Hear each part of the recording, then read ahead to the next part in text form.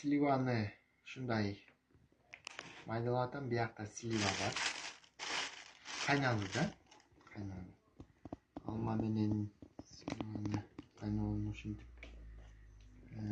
Эми бияка жүрсөң пауза кылып туруп, бияктан немени көрүп. Ана жөн эле келебет. Ол жетим деп кой. Алатты пастила деп коет го. Ушундай пастила кылып койдум да.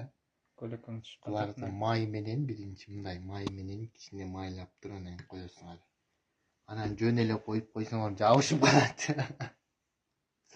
Булар жөн эле кайналуу эмес, алма дагы ичинде бар.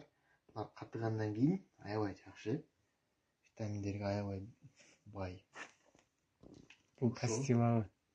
Орусча пастила деп коет. Аты пастила деп коет. Бирок бул мындай жаламак кыргызча айтканда.